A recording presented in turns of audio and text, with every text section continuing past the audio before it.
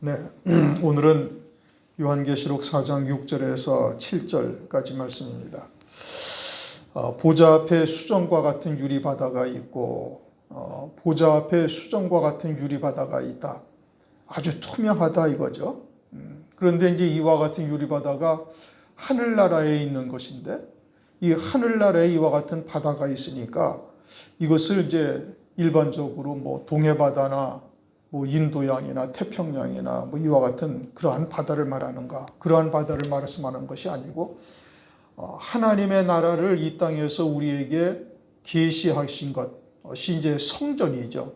성전이 하나님의 나라를 우리에게 이제 그것을 통해서 보게 하시고 구원의 세계를 알 수 있게 하셨는데, 이제 그렇게 하나님의 식양대로 온전히 지어진 성전이 이제 솔로몬의 때에 하나님의 성전이 지어졌고, 솔로몬 성전에 이 바다라는 것이 있습니다.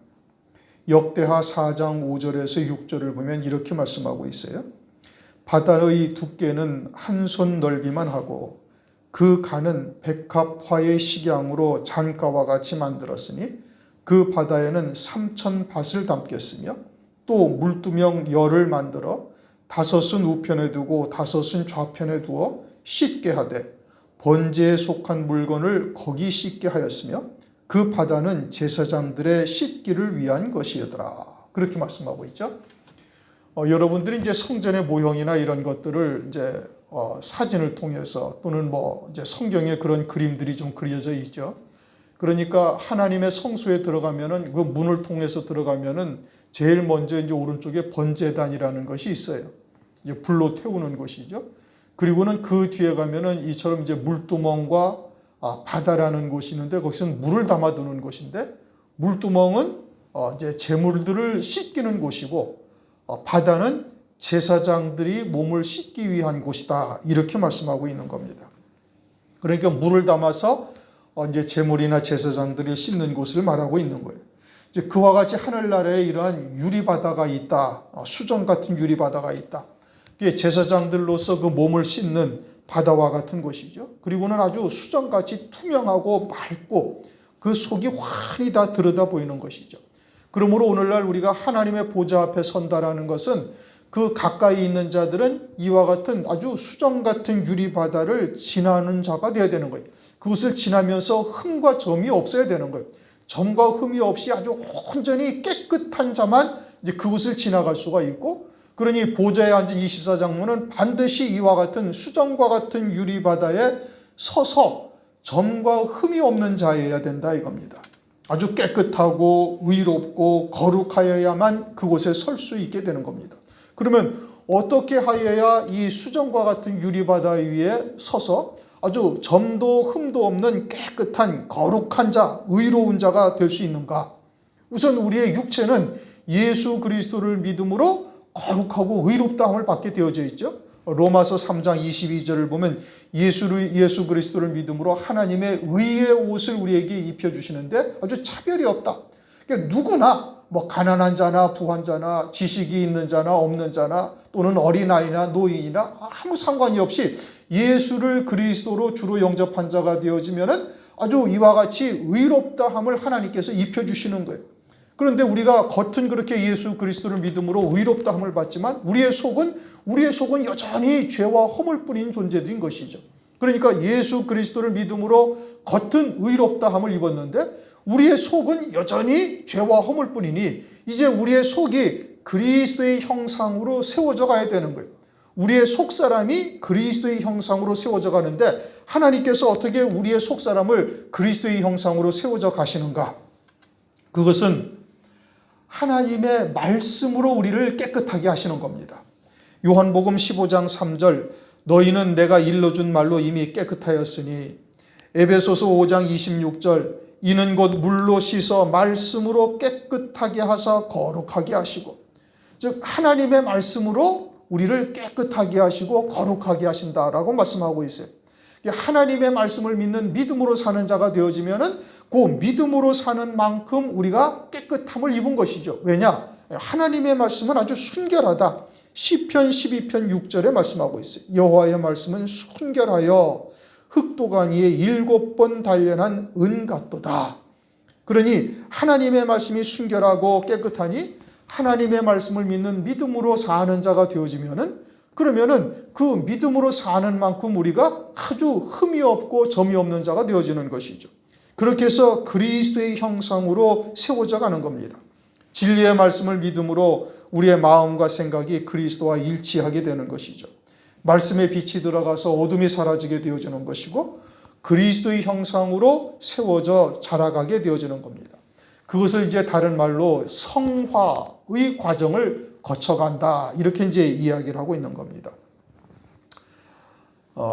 이제 우리가 새벽 시간에도 우리가 열왕기상을 상고하면서 말씀을 드렸지만은 인간적인 선과 하나님의 선과는 다른 거죠. 인간의 선은 그건 세상에서의 선이에요. 하나님의 선은 영생에 관한 선을 말씀하고 있는 거예요. 하나님은 절대 선하시다라는 것은 하나님께서 우리에게 베풀어 주시는 모든 것은 다 그 영생의 그 초점이 맞추어져 있으니까 때로는 육신적으로 고통스럽지라 할지라도 하나님께서 행하시는 모든 역사는 다 선인 거예요. 그러면 인간도 선을 행할 수가 있다라고 사람들은 생각한단 말입니다. 선을 베풀고 뭐 불쌍한 사람을 도와주고 또 위로하고 또 뭐 고아나 과부에게 도움을 손길을 베푸는 것이 그것을 선이라고 생각을 할 수 있을지 모르지만 그것은 영생과는 상관이 없는 거예요. 그러니까 마태복음 15장 18절 이하에 보면 사람의 마음에서 나오는 그 모든 것이 다 악하고 간음, 회방, 더럽고 추악한 것이다. 살인, 간음, 회방 이렇게 쭉 말씀하셔요. 이게 사람의 마음에서 나오는 모든 것이 그러하다는 거예요. 그런데 그 말씀이 사람의 생각으로는 반론을 제기할 수 있잖아요. 가난한 사람을 도와주는 것, 불쌍한 사람을 불쌍히 여기는 것. 이것이 사람들의 가치관으로서는, 세상의 가치관으로서는 그것이 선이라고 이야기할 수 있을지 모르지만 하나님의 말씀은 사람의 마음에서 나오는 모든 것이 다 악하다라고 말씀하고 있어요. 에레미야 17장 9절, 사람의 마음처럼 부패한 것이 세상에 없다는 거죠.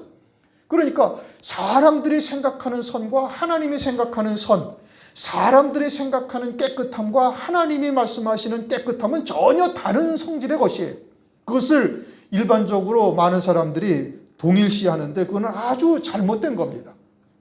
그러므로 하나님의 말씀에 의해서 오직 진리의 말씀을 믿는 믿음으로 말미암아 영생의 열매 맺게 하시는 하나님의 뜻을 쫓아 사는 것, 이것만이 깨끗하고 흠이 없는 것이고 그것만이 선이 되고 있음을 말씀하고 있는 거예요. 그러므로 겉은 예수 그리스도를 믿음으로 우리가 거룩함을 입죠. 의롭다함을 입죠. 그건 누구든지 차별이 없어요. 그런데 이제 속사람은 어떻게 돼? 속사람은 얼마나 진리의 말씀을 듣고 깨닫고 믿음으로 받아서 말씀과 하나가 되어져 있는가에 따라서 각각이 다른 겁니다. 그래서 이사야서 1장 18절 여호와께서 말씀하시되 오라 우리가 서로 변론하자 너희 죄가 주홍 같을지라도 눈과 같이 희어질 것이요 진홍같이 붉을지라도 양털같이 되리라 이렇게 말씀하셨잖아요.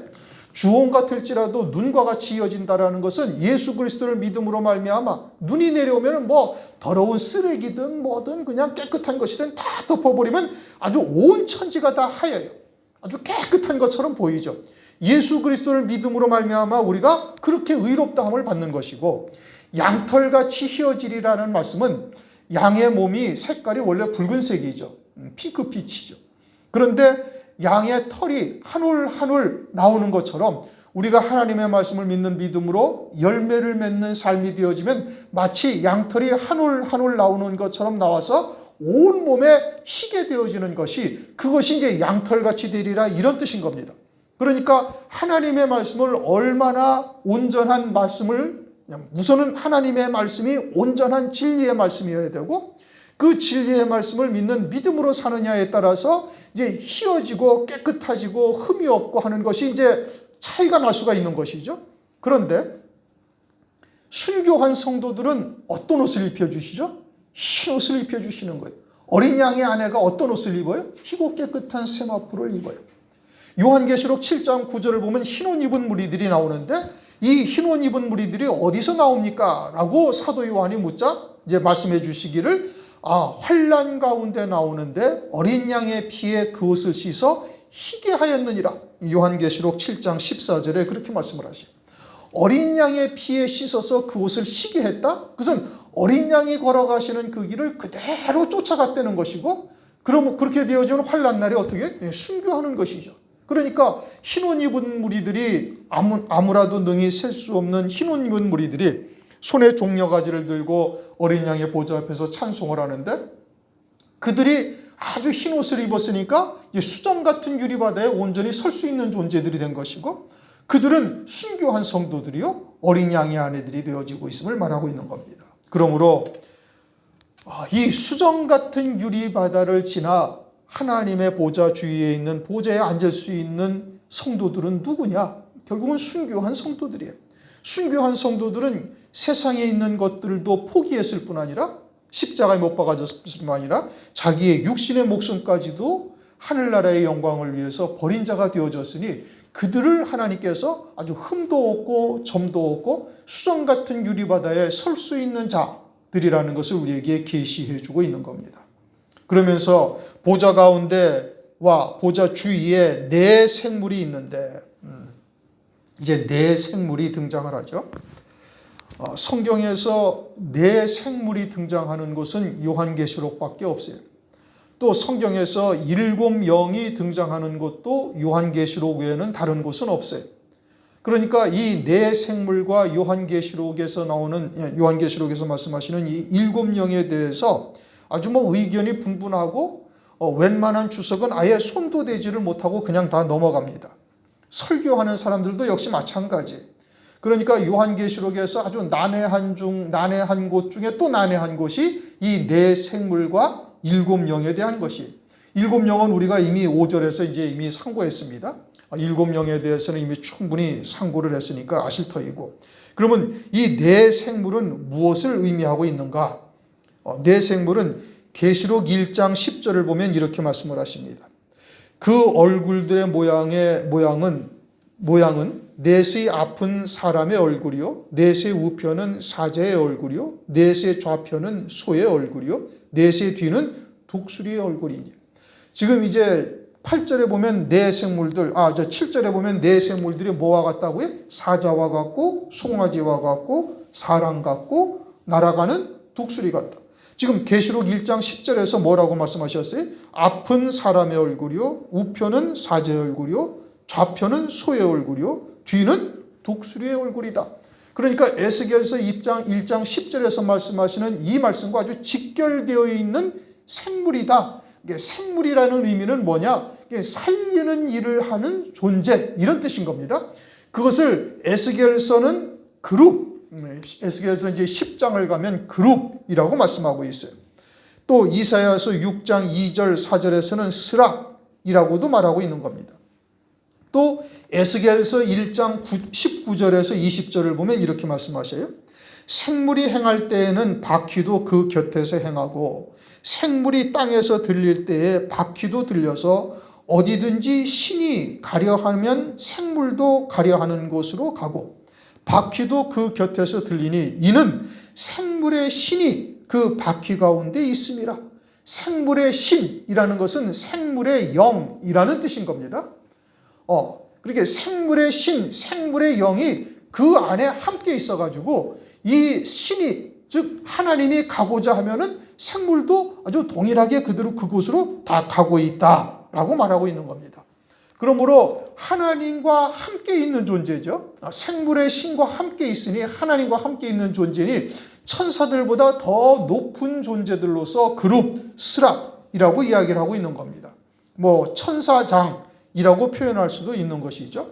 그러므로 내 생물은 하나님과 함께 있는 하나가 되어져서 일하는 존재인데, 그런데 그 하나님이 누구냐? 생물의 신, 생물의 영이라고 하시니 이는 성령을 의미하고 있는 것이고, 요한계시록의 성령은 누구를 말씀하시는 거예요? 7영을 말씀하고 있는 것이죠. 그러니까 이 네 생물이 어디에 있다고요? 보좌 가운데 있다. 그렇게 말씀하고 있어요. 유리바다가 있고 보좌 가운데와 보좌 주위에 네 생물이 있다.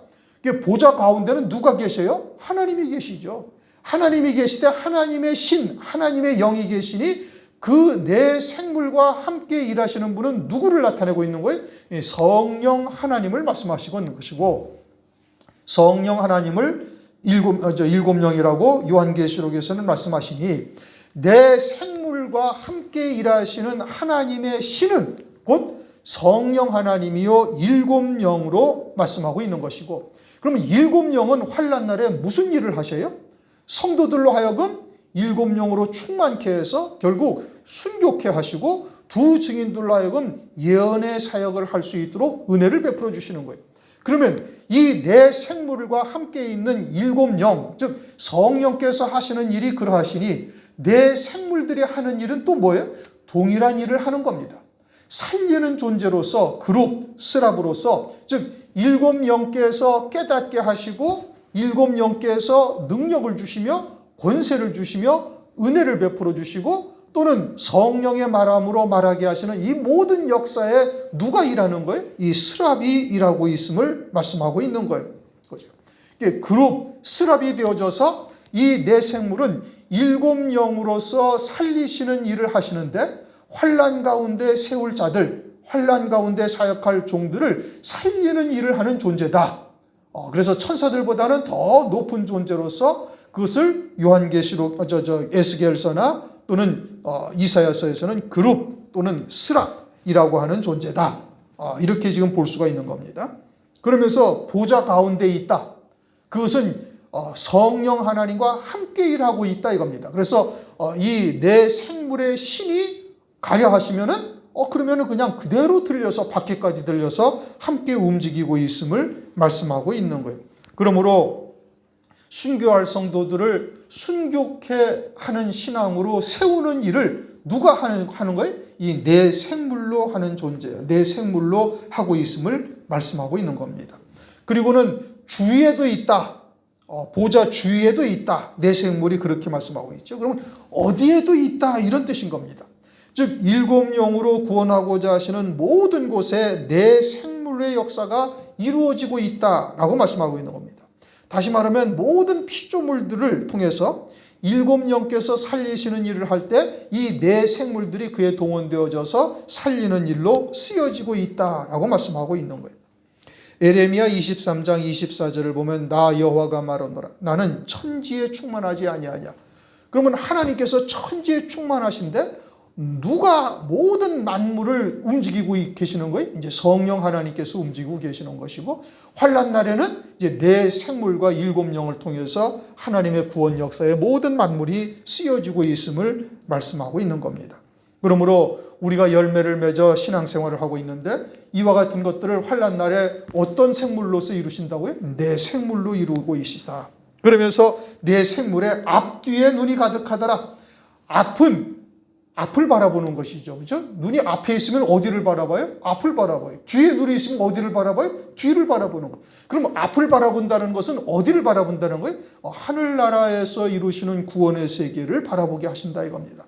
하늘 위에 예비하신 영광이 무엇이며 하나님께서 우리를 통해서 어떠한 구원을 이루어 가실 것인지를 말씀을 통해서 깨닫게 하는 거예요. 그걸 보는데 무슨 기도 가운데 환상으로 이렇게 보여주시는 것이 아니고 기록된 하나님의 말씀을 통해서 성령께서 깨닫게 하시는데 그와 같이 앞의 일, 즉 하늘에서 이루시는 구원의 역사, 장차 있게 되어질 환난이라든지 이와 같은 모든 일들을 갖다가 깨닫게 하시는 데 있어서 내 생물로 깨닫게 하시고 뒤에 눈은 이제까지 돌아온 발자국들을 우리가 돌아보면은 그 모든 것이 다 하나님의 은혜였다라는 것을 깨닫게 하신다 이겁니다. 내가 하나님 앞에 열심히를 내서 충성하고 헌신하니까 하나님께서 은혜를 베풀어 주신 것이 아니고 하나님께서 우리를 창세전부터 택하셔서 긍휼 입을 자로 세우시고 그리고 하나님께서 우리에게 긍휼을 베풀어 주시는 거예요. 은혜로 구원받게 하시는 것이죠. 그러니 고린도전서 15장 10절 나의 나 된 것은 하나님의 은혜로 된 것이니 와 같은 고백이 나올 수밖에 없게 하시는 겁니다. 그러면서 7절 그 첫째 생물은 사자 같고 둘째 생물은 송아지 같고 셋째 생물은 얼굴이 사람 같고 그 넷째 생물은 날아가는 독수리 같은데 하면서 내 생물의 구체적인 모습을 말씀하는데 이 모습은 뭐 실제 그러하다는 것이 아니라 우리들에게 어떻게 살리시는 역사를 하시는가를 구체적으로 묘사해 놓은 겁니다. 그러니까 이와 같은 내 생물로 이루시는 역사를 깨닫고 이제 믿음으로 살게 하시는 것이죠. 그런데 첫째 생물은 뭐와 같다고 그래 말씀하시? 사자 같다. 사자는 짐승 가운데 왕이죠. 그러니까 모든 짐승을 잡아먹는 존재가 사자예요. 그럼 영적으로 우리가 짐승 같은 존재가 무엇을 의미하는가? 시편 49편 20절 존귀에 처하나 깨닫지 못하는 자는 멸망하는 짐승 같도다.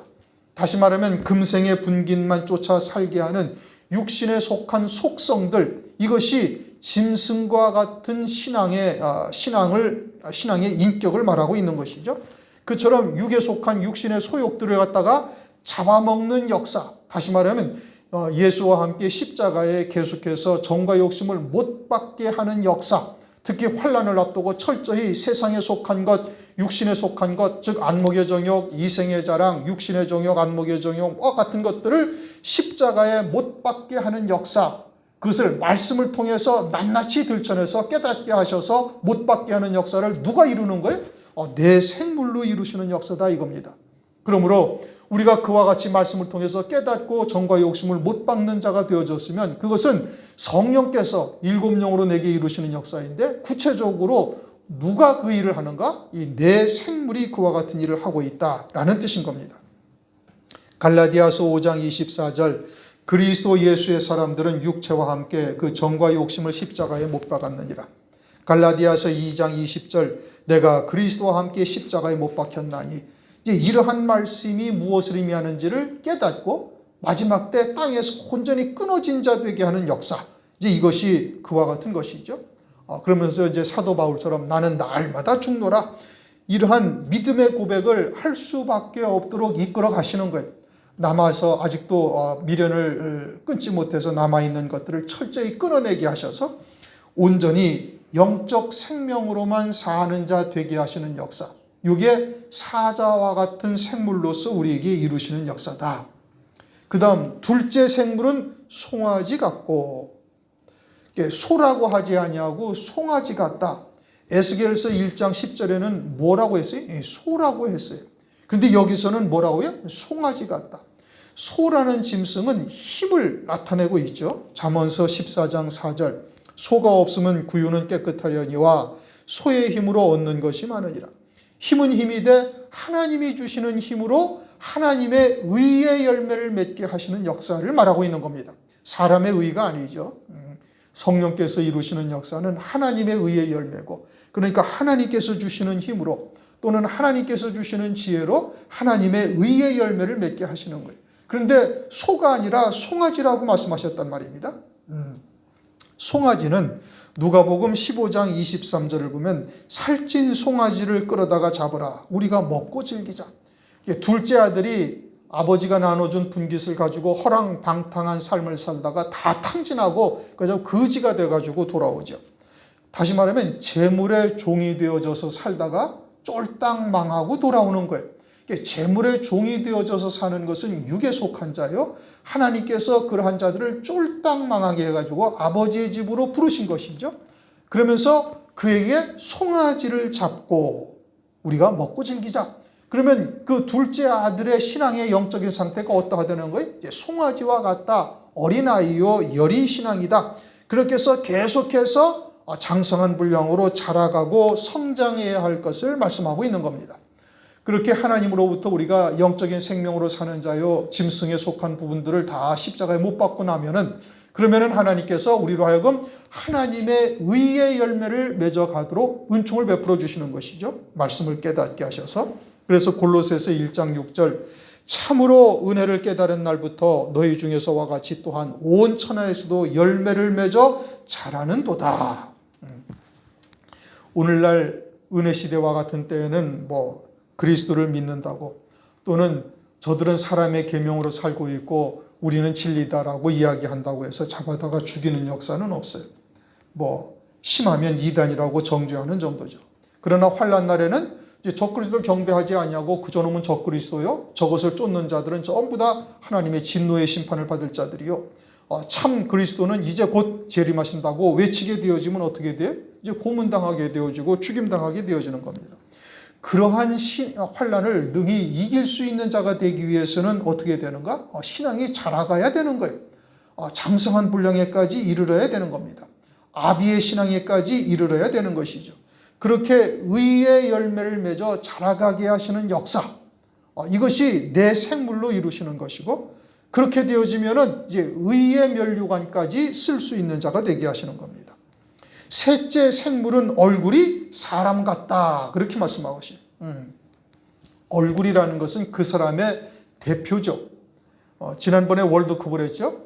손흥민이가 아주 그 발이 기가 막히게 움직이고 축구를 잘하잖아요.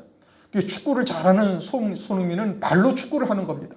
그럼 허벅지하에 발이 사진에 나와요? 얼굴이 사진에 나와요? 얼굴의 사진이 나오는 거예요. 그렇게 모든 영광은 어디로 받아요? 얼굴로 받는 거예요. 그러니까 얼굴이 사람 같다라는 것은 영광을 나타내고 있는 것이죠. 마태복음 17장 2절 저희 앞에서 변형돼서 그 얼굴이 해같이 빛나며, 마태복음 17장에 따로 높은 산에서 얼굴이 해와 같이 빛나는 모습을 제자들에게 보여주셔요. 이게 부활의 영광이죠. 부활의 영광을 어디에다가 나타내셨어요? 얼굴에다가 나타내셔서 제자들에게 그것을 보여주신 거예요. 또 고린도후서 4장 6절 예수 그리스도의 얼굴에 있는 하나님의 영광을 아는 빛을 우리 마음에 비추셨느니라. 예수 그리스도의 얼굴에 하나님의 영광의 빛이 있다고 말씀하시고, 그것을 우리에게 보여주시고 우리에게 그러한 하늘의 영광을 입혀주시는 역사를 누가 하시는 거예요?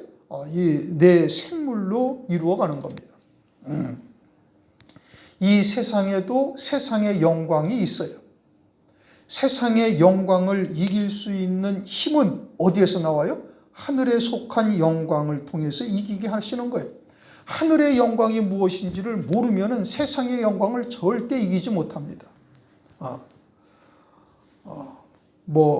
어떤 분들한테 물어보니까 자신은 세상에서 다 끊어지고 세상의 영광을 구하지 않냐고 하늘에 속한 자로서 다 살아가고 있다라고 이야기를 한대요. 그러면은 하늘에 속한 자로서 하늘의 영광을 위해서 살아가는 자라면 하늘의 나를 위해서 예비하신 영광이 구체적으로 보여야죠. 하늘의 영광이 한 가지 두 가지가 아니잖아요. 고린도전서 15장 41절을 보면 해와 같은 영광도 있고 달의 영광이 다르고 별의 영광이 다른데 별과 별의 영광이 다르다는 거예요. 그러면 어떠한 영광을 보고 있느냐에 따라서 세상의 영광을 포기할 수가 있는 거예요. 여러분, 어린아이들한테 아주 쉬운 것을 딱 보면 알 수 있어요. 어린아이들한테 손에 드는 것이 위험한 물건이에요. 그래서 그것을 뺏으려고 하면은 그보다 더 재미있는 것, 더 좋은 것을 줘야 그것을 놓을 수가 있죠. 그러지 않으면 자기 손에 있는 것 절대 놓지 않는단 말입니다. 마찬가지로 인간이라는 것은 육체를 입고 있어요. 그것은 어느 누구든지 세상의 영광, 세상의 영화를 소망하지 아니하는 자는 아무도 없어요.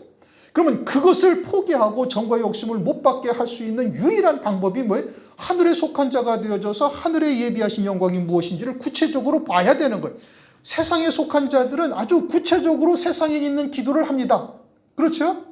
병이 나면 이 병이 어떤 병인데 이런 것을 낫게 해달라고 그러고, 아들이 무슨 시험을 보는데 그 시험을 잘 되게 해주시게 하고, 직장은 어디를 다니는데 어쩌고 저쩌고 하면서 아주 구체적으로 기도한단 말입니다. 그것을 하나님의 영광을 위해서 이 아들이 또는 내가 또는 자기의 딸이 또는 우리 가정이 쓰임받기 위해서는 이러저러 해야 되겠으니 이와 같은 것들을 하나님 이루어 주시옵소서. 다 주님의 나라를 위해서 우리가 헌신하고자 하는 것이다. 그게 하늘의 영광에 속한 겁니까? 자기의 욕심에 속한 겁니까? 전부 다 지 욕심에 속한 거죠. 자식도 하나님의 것이지 지 자식이 아니잖아요. 하나님께 맡겨버려야죠. 세상의 것도 내게 주시든지 아니 주시든지 그건 하나님의 소관이에요. 궁핍에 처하든지 풍부함에 처하든지 그건 하나님의 소관인 거예요. 그냥 주신 대로 하나님께서 주신 대로 자족하면서 믿음으로 살아가면 되는 거예요. 그것은 우리의 기도의 제목이 아니라니까요. 그건 이방인들이 구하는 것이요, 그건 우상 숭배하는 것과 다를 바가 하나도 없는 거예요. 그런데 그것을 하나님의 이름으로 구하면서 하늘에 속한 자라고 이야기한다는 것은 그건 언어도단인 겁니다. 어불성설이에요. 그건 가증한 신앙이에요. 한마디로. 하늘에 속한 자라면 자신에게 보여주신 하늘의 영광이 구체적으로 뚜렷해야 돼. 왜요? 천차만별이니까 하늘의 영광들이. 그런데 아무것도 없이 그냥 막연하게 나는 세상에는 아무 미련 없어요. 그러면 하늘에 구체적으로 무엇을 소망하고 있는가? 내 생물로서 반드시 보여줘요. 해와 같은 영광인지 달과 같은 영광인지 별과 같은 영광인데 별과 별의 영광이 각각이 다르니 무엇을 하나님께서 내게 예비하신 영광인지 구체적으로 보여주어야 땅에 있는 것을 딱 놓을 수가 있죠. 그런데 하늘도 아무것도 몰라요. 그냥 막연하게 죽으면 천국 가지요. 그냥 그리스도의 신부죠. 어린 양의 아내라고 다 얘기를 했으니까 어린 양의 아내 그리스도의 신부 되죠. 천부당 만부당한 겁니다. 그건 하나님의 말씀을 전혀 모르는 거예요. 우리가 왜 이 어려운 말씀을 갖다가 구체적으로 깨닫고 깊이 들어가야 되고 하나님의 사랑이 어떠한지를 막 요한일서 따지면서 얼마나 머리 아파요, 여러분? 그 듣기에도 머리 아픈 얘기예요, 사실. 그 솔직히 이야기하면. 그렇게 대충 신앙생활 하는 사람은 뭐 이렇게 골치 아프게 예배드리고 말씀도 뭐 이렇게 골치 아프게 해. 그냥 믿습니다! 하면 되잖아. 그냥 믿고 나가면 되는 건데 그건 뭐 그렇게 힘들게 하려고 그러니. 여러분, 그렇게 하나님께서 우리에게 아주 세밀하게 역사하시는 것을 깨닫지 못하면 환난 날에 다 놓아버립니다. 절대 불가능한 겁니다. 그래서 말씀으로 다져지고 또 말씀으로 깨닫고 또 말씀으로 다져져야 환난 날에 그 말씀에 붙들려 살 수가 있는 것이지 말씀은 하나도 없어요. 그냥 막연한 하나님의. 그리고 지 좋아하는 말씀들만 달달달달 외우고 앉아 있는 거예요. 그러면서 환난 날에 어떻게 그 엄청난 고통과 짐승표로 미혹하는 역사를 어떻게 이겨요? 하늘의 영광이 구체적으로 나한테 이게 언제부터 시작되어져 있고 무엇이고 어떻게 해야 그 영광이 이르는지를 아주 자세하게 세밀하게 진리를 알아야 깨달을 수가 있는 거예요. 그런데 다 하늘에 속한 자래. 우리는 세상에 있는 거 구하지 않습니다. 그러면서 입술로 구하는 것은 전부 다 땅에 속한 것, 육에 속한 것, 눈에 보이는 것, 만져지는 것 이걸 구하면서 하나님의 이름으로 구하고 있다고. 하나님 나라를 위해서 하는 것이라고. 그거 가증한 겁니다. 수박이죠. 겉은 파랗고 속은 새빨간 아주 가증한 신앙인데 본인들은 모르는 거예요. 예수님 당시에 유대인들이 자신들이 잘못됐다는 거 알아요? 몰라요? 모르잖아요. 왜 몰라요? 진리가 무엇인지를 모르니까. 하나님의 말씀에 온전하신 뜻이 무엇인지를 모르니까 모르는 거예요. 이거 심각한 문제입니다, 여러분. 그럼 우리는 정확하게 잘 알고 믿음으로 지금 살아가고 있습니까? 그게 아니 되니까 하나님께서 말씀으로 다지고 또 다지고 해야 할 이유가 거기에 있는 거예요.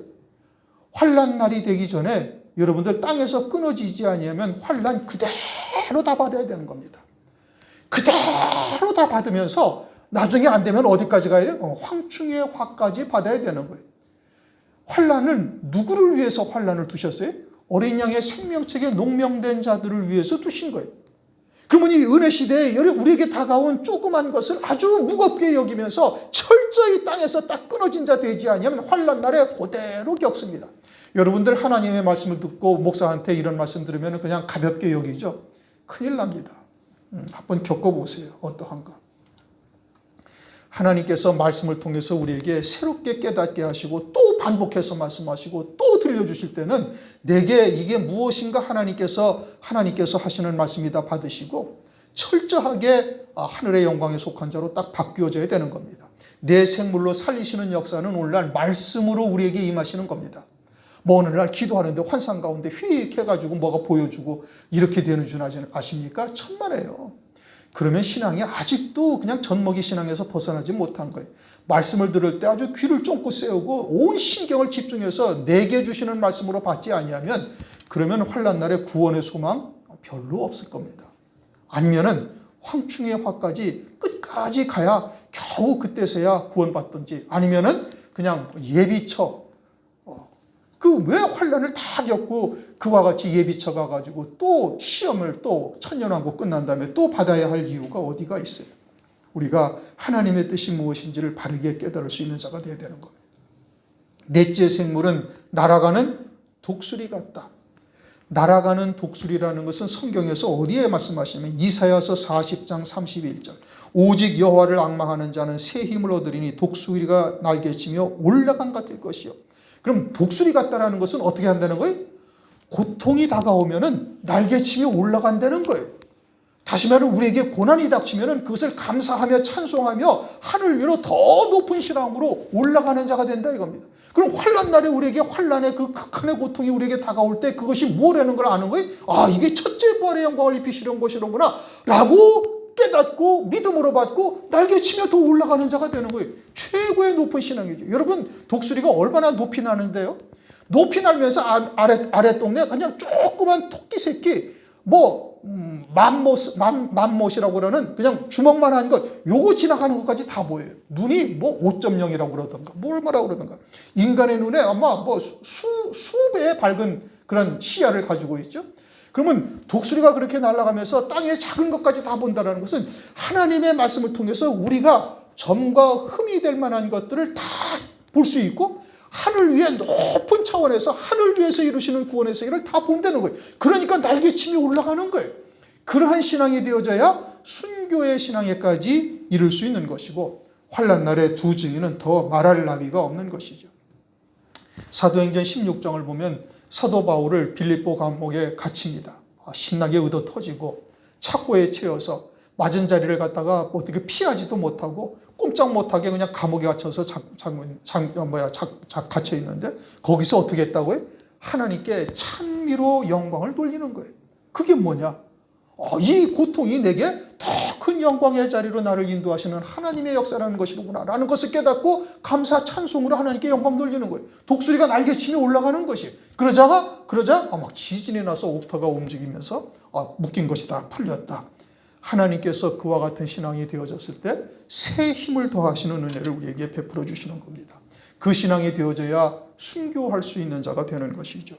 7영으로 이루시는 역사, 내 생물로 이루시는 역사, 이걸 구체적으로 우리가 깨닫고 믿음으로 받아서 오늘날 내게 주시는 하나님의 역사로구나 깨닫고 믿음으로 받고 이길 수 있는 자가 되어야 되는 겁니다. 은혜 시대에는 이러한 역사는 나타나지 않습니다. 그러나 우리는 환난 날에 이루실 하나님의 구원의 말씀을 우리가 이미 받은 자들이죠. 그러면은 우리들에게는 이와 같은 역사가 내 생물로 살리시는 역사가 나타나는 거예요. 무엇을 통해서? 말씀을 통해서 나타나는 거예요. 이게 사자 같고 또는 송아지 같고 얼굴은 사람의 얼굴 같고 독수리와 같은 이 생물로 살리시는 역사가 무엇인지를 우리가 구체적으로 깨닫고 그런 말씀을 통해서 깨달을 때 하나님께서 내게 은혜를 베풀어 주시는구나. 더 높은 차원의 신앙으로 세우시는 역사로구나 깨닫고 믿음으로 받고 나아갈 수 있어야 되는 겁니다. 그러할 때 우리가 환난 날에 넉넉히 승리할 수 있는 자가 되는 것이죠. 기도하시겠습니다. 하나님 감사합니다. 오늘도 요한계시록 4장 6절 7절 말씀을 통해서 보좌 앞에 수정 같은 유리바다가 있음에 그곳에 설 자가 과연 누구인지 이는 순교를 통해서 흰옷을 입은 성도들만이 그 자리에 설 수 있는 곳임을 다시 한번 깨닫게 하시고 또 내 생물이 보좌 가운데와 보좌 주위에 있어 앞뒤에 눈이 가득하다. 내 생물로 살리시는 역사를 또한 살펴볼 수 있도록 은혜를 베풀어 주시니 감사를 드립니다.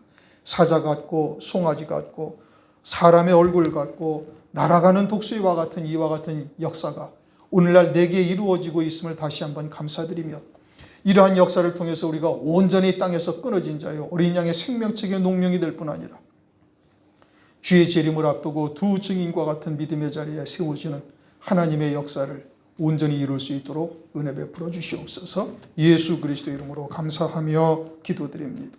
아멘.